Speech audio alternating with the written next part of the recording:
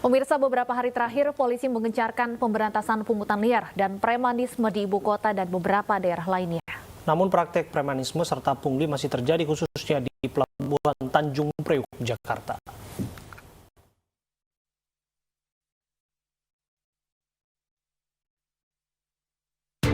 Ini kayaknya dia menurunkan sesuatu dari atas. Menurunkan alat, apa itu namanya, kantong plastik. Terus ya, ini supirnya lagi mempersiapkan uang untuk dikasih. Video pungutan liar di Pelabuhan Tanjung Priok, Jakarta viral di media sosial. Video ini diunggah di media sosial pada 13 Juni 2021. Video memperlihatkan pungli dengan cara menggunakan kantong plastik yang diturunkan dari atas menggunakan tali. Nah, begitu modusnya. Petugas kemudian memasukkan uang ke dalam kantong plastik. Kemudian kantong plastik ditarik kembali ke atas. Diambil sama operatornya, baru dia nanti mau bongkar. Begitu modusnya, teman-teman. Operasi penangkapan preman di berbagai wilayah serta pungutan liar khususnya di Pelabuhan Tanjung Priok, Jakarta digelar kepolisian usai Presiden Joko Widodo mendengar keluhan dari para sopir kontainer di Pelabuhan Tanjung Priok, Jakarta. Presiden memerintahkan Kapolri Jenderal Polisi Listio Sigit Prabowo untuk menangkap para preman dan pemalang. Ada keluhan, banyak keluhan dari para driver kontainer yang berkaitan dengan pungutan liar, pungli. Selain pungutan liar, kejahatan lain seperti banjing loncat juga sering terjadi di Pelabuhan Tanjung Priok, Jakarta. Dari Jakarta, tim liputan iNews melaporkan. Pungli diperangi, namun masalah baru muncul. Bongkar muat terhenti. Apa yang sebenarnya terjadi kami akan bahas bersama dengan Kasat Reskrim Polres Pelabuhan Tanjung Priok, AKP David Kaditero, dan juga sosiolog Imam Prasojo. Assalamualaikum, selamat sore Bapak-Bapak. Selamat sore Mas Abram dan Mbak Stefani. Ya, saya ke Pak David terlebih dahulu. Pak David, setelah diumumkan ada sedikitnya 49 tersangka ini bisa lebih mengikuti tindak lanjut yang dilakukan oleh anggota Anda. Ternyata operasi bongkar muat peti kemas tidak berjalan sebagaimana mestinya. Bagaimana polisi melihatnya? Terima kasih Mas Abraham. Jadi sebelumnya mungkin kami konfirmasi terlebih dahulu terkait dengan video yang sempat viral. Betul. Menggunakan tali, kemudian ada tas plastik turun, kemudian ada orang yang memberikan sejumlah uang, kemudian ditarik kembali. Jadi itu adalah video pungli dengan modus yang lama, Mas Abraham. Jadi itu terjadi kurang lebih sekitar bulan November tahun 2017 dan sudah dilakukan penindakan terhadap perkara itu. Kemudian terhadap pelaku sudah diberikan hukuman, antara lain diberhentikan dari pekerjaannya. Kemudian yang terkini, modus yang sudah kami ungkap kemarin ternyata berubah modusnya. Tas plastik itu tidak kembali ditarik menggunakan tali, tetapi langsung diletakkan di bagian bawah RTG. Jadi mengelabui petugas yang melakukan patroli, yang kita kira itu mungkin adalah bahan makanannya operator atau itu adalah minum dari operator, ternyata itulah yang digunakan mereka untuk tempat memberikan jadi uang. Jadi tidak seterbuka apa yang terlihat di crane itu ya Pak ya. Kalau kita saksikan kan di video ini kan ini ditempel di crane dan dioperasikan oleh operatornya dan itu dijadikan untuk alat bayar sebelum bongkar muat dilakukan. Betul sekali Mas Abram, itu adalah modus yang lama dan sudah dilakukan penindakan pada tahun 2017. Pak, yang terkini soal bahwa setelah ditindak kan ada juga video yang menunjukkan bahwa peti kemas tidak dimuat sebagaimana mestinya. Bagaimana Anda menjelaskan ini juga, Pak? Dapat kami laporkan, Mas Abraham, ketika video hari Jumat kemarin itu viral, kami langsung mendatangi tempat kejadian perkara, yaitu di PT JST, dan ternyata tidak benar, karena antrian yang dialami oleh para driver truk ini wajar karena ada 2 kapal yang hampir bersamaan datang. Dan masih di bawah standar, kalau hasil dari paparan itu standar truk untuk mengantri itu maksimal 57 menit. Kemudian kemarin hasil pemeriksaan kita dan penyelidikan kita truk itu ada di dalam pelabuhan kurang lebih 52 menit. Jadi masih di batas waktu yang sesuai dengan kewajaran. Pak David, 8 orang yang diamankan terkait pungli. Siapa 8 orang ini? Apakah ada oknum karyawan dari pelabuhan itu sendiri?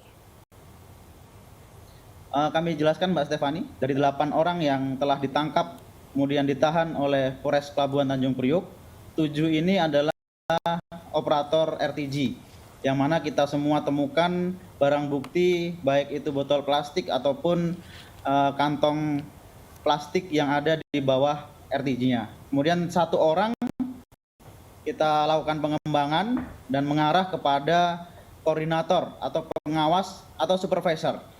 Ini hasil dari penyelidikan kita, keterangan para 7 tersangka dan juga WA group dari para operator ini, yang mana supervisor itu berusaha untuk menghilangkan barang bukti dan mengkoordinir para operator supaya mengelabui petugas. Oke, operator yang dimaksud atau supervisor tepatnya yang dimaksud itu betulkah Pak bahwa dia adalah karyawan outsourcing dari pihak pelabuhan sendiri? Betul sekali, Mas Abraham. Dari 8 tersangka ini adalah outsourcing dari PT MTI, kemudian dia adalah outsourcing PT JST. Pak Imam berulang kali berupaya untuk diberantas. Mengapa Anda melihat praktek pungli dan premanisme ini masih saja marak di Indonesia, khususnya yang kita diskusikan sore hari ini di pelabuhan? Ya, kita tahu bahwa tempat seperti pelabuhan itu adalah tempat panas ya. Di situ banyak sekali peristiwa, banyak sekali kejadian, banyak sekali aktivitas yang sangat rentan dan sangat memancing banyak kepentingan. Dan di situ peredaran uang juga cukup tinggi dengan sistem yang belum terbangun sebuah tata kelola yang kuat, yang bagus. Sistem pengawasannya lemah, terus kemudian penegakan hukum di situ juga lemah, dan bisa jadi sistem penggajian para petugas di situ juga belum cukup baik, sehingga di saat opportunity atau kesempatan begitu terbuka lebar, sementara pengawasan itu lemah, sanksi juga lemah, akhirnya terbentuklah sebuah lingkungan yang sebetulnya sangat rentan untuk terjadinya pelanggaran-pelanggaran. Jadi sekarang ditertibkan, tetapi kalau tidak diteliti secara komprehensif, tidak ditata secara keseluruhan, maka yang akan muncul nanti kambuh lagi. Jadi ini perlu ada sebuah kajian menyeluruh, dan penanganannya juga harus menyeluruh, tidak bisa reaktif seperti ini. Mohon maaf saya potong Pak. Pak Imam, banyak anggapan publik yang berkata bahwa penanganan kasus pungli ini musiman, dan ini hanya karena kebetulan juga Pak Jokowi kemarin telepon Pak Kapolri begitu. Bagaimana Anda menjelaskannya? Ya, sebetulnya sudah ada kan lembaga seperti Satuan Tugas Sapu Bersih ya, atau Saber Pungli. Nah, saya sendiri pernah diminta untuk ikut menyumbang pikiran. Memang salah satu usulan kami yang mungkin mudah-mudahan dengan adanya peristiwa ini bisa dilakukan adalah dilakukannya sebuah studi yang komprehensif di semua tempat. Ya tentu banyak sekali wilayah-wilayah yang sangat rentan seperti di sini. Terus kemudian petugas ya itu betul-betul didukung ya infrastrukturnya, kemudian sistem di dalamnya juga harus ditata sehingga menumbuhkan sebuah tata kelola yang baik. Kalau itu tidak dilakukan, ini sebentar lagi pasti akan kambuh lagi, karena akan mengendor lagi.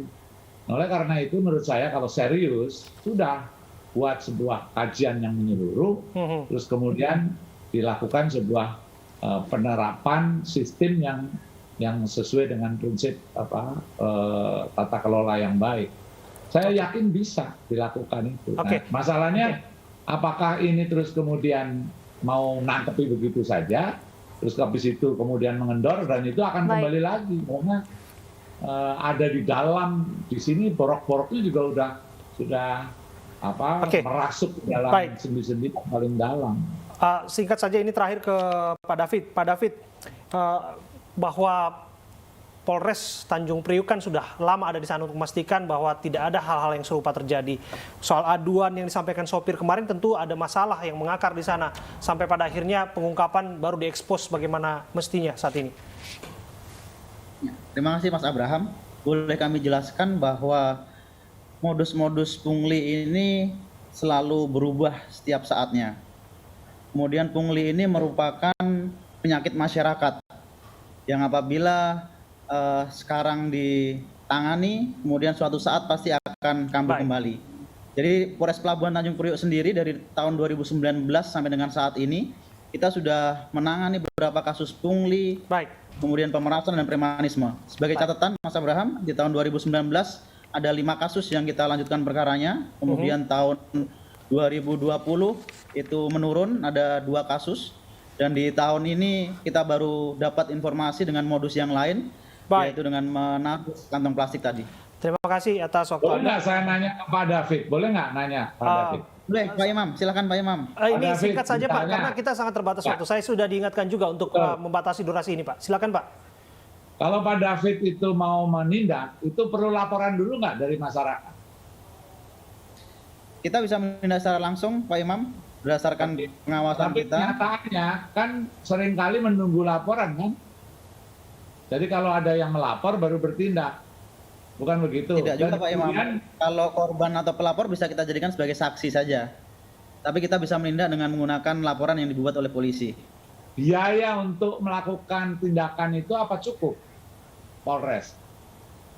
Kami rasa cukup Pak Imam, karena kami sudah memiliki pertanggungjawaban keuangan yang cukup. Pak, ada kajian yang lebih dalam, saya pikir nanti ada lain kesempatan kita berdiskusi lebih panjang lagi Pak Imam Prasojo. Kami mohon maaf atas waktu yang terbatas, kami juga berterima kasih atas Pak David dan Pak Imam yang berkenan untuk hadir dalam dialog ini.